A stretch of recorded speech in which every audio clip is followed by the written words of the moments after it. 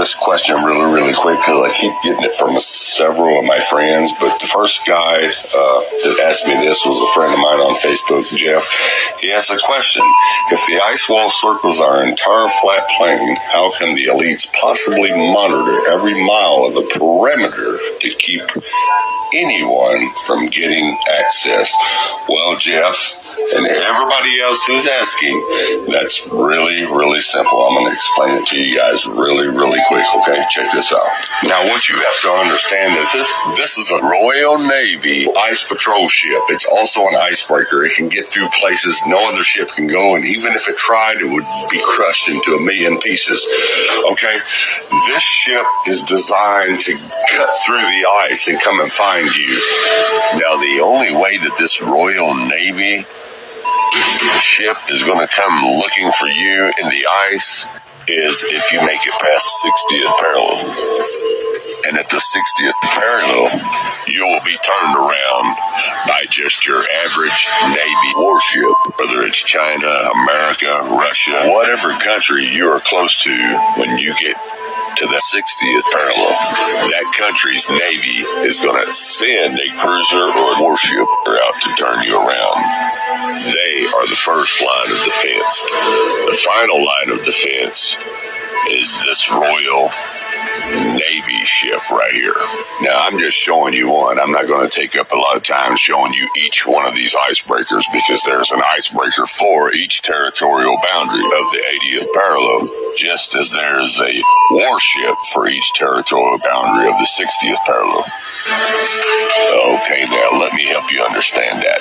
On a so-called globe, this right here would be the 60th parallel south, and this is where the average Navy battleship will turn you around and tell you that you are in maritime waters. Okay, now that you understand that, on a so-called globe, this right here would be the 80th parallel south, which is basically the whole coast of what you have been taught to believe as the Antarctica. And this is where the Royal Navy icebreaker ship will track you down.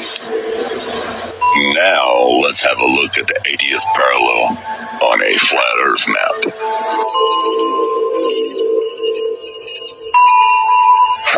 Imagine that. The Antarctica turns into an ice wall.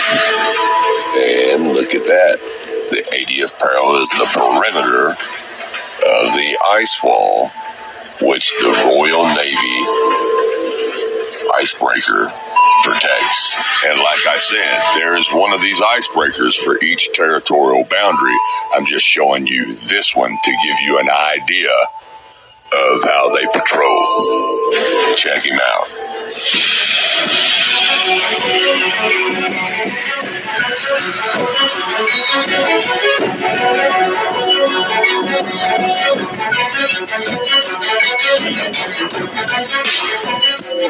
HMS Protector spends up to 330 days a year in the ice-packed seas of the South Atlantic and fulfills a unique support role. This ice patroller is equipped with 2 cranes capable of lifting up to 60 tons of supplies. With 4,741 horsepower and a uniquely shaped bow, Protector has the capacity to break through thick ice. Up to 65 personnel on board are given huge amounts of responsibility, rotating within a 330-day patrol. HMS Protector also provides support to the British Antarctic Survey, providing manpower and supplies to the 2 stations that secure a British presence in the area. The vessel arrived at Portsmouth Naval Base in May 2011, tasked with renewing the Royal Navy's ice patrol presence in the South Atlantic. Tasked with renewing the Royal Navy's ice patrol presence in the South Atlantic. Tasked with renewing the Royal Navy's ice patrol presence in the South Atlantic. But the Protector which finally departed Teesside at the end of last week, is a ship far better suited to serving on the edge of the frozen wasteland. Serving on the edge of the frozen wasteland. Serving on the edge of the frozen wasteland. The ice makes it impossible for ships to reach any of the bases for about 8 months of the year. We can only get through between November and March. That's summer down here. After that, the power of the ice is so great, even a longship would be crushed if it was trapped in it. So, like I was saying, this Royal Navy icebreaker ship is designed to cut through this ice and come find you. You also have buoys on the ocean that have been there for a long time. I think maybe even all the way back to maybe World War II. But anyways, check this out. Even if you can go under the radar of the Navy, they have these buoys that set off signals that will notify the Navy of your exact location. Now, 10 chances out of 10 are that you're not going to pass just the average Navy battleship. If you do, of course, then you have this Royal Navy icebreaker ship waiting on you. That's his job. That's what he does. Here is a Google diagram of how it works. Just simple towers. The buoys are like towers on the ocean because the ocean is flat. So they send a signal to each one. And as soon as that signal goes off, when the waves get just a little bit rough, they know exactly where you are. And if you've ever seen a Navy radar, you would know that. Look at it. It's a flat, round disc. Shows the whole Earth. Now, I'm going to show you guys something. They even show you how they can find you without using radar. They hit it in the movie. Check this out. Pearl Harbor here. We're approximately here. And they, whatever they are, we're somewhere in the middle. We're trapped in here. What we know right now is we can't target them unless we have a plain line of sight. Without radar, we have no way to track them, correct? Correct. Okay, so they can't see us and we can't see them. And we have no way to hit them from a safe distance. There is a way. A way. A way of seeing them without seeing them. You're going to reference part of war right now, aren't you? What are we supposed to do? Fight the enemy where they aren't? Move like water? My way is much more simple. We've been doing it to America for 20 years. Water displacement.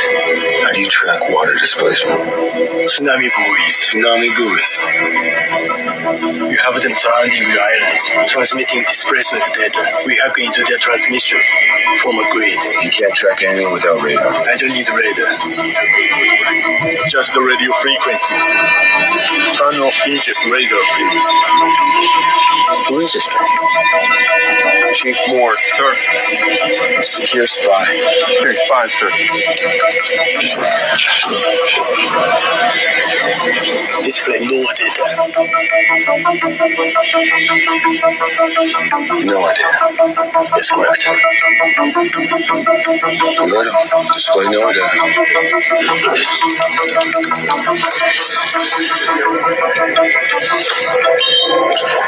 The hell is that? It's a buoy.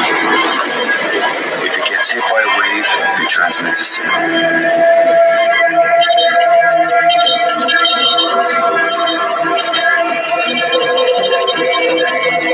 Bring up chart plot. Chart plot. Bring it up.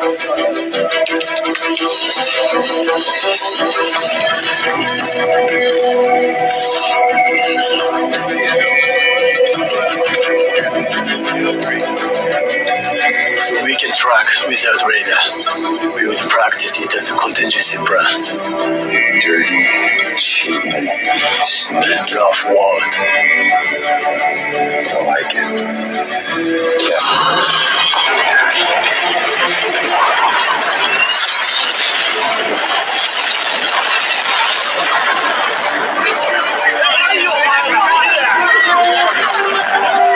Like I said, the buoys are like towers. They give off a signal, people.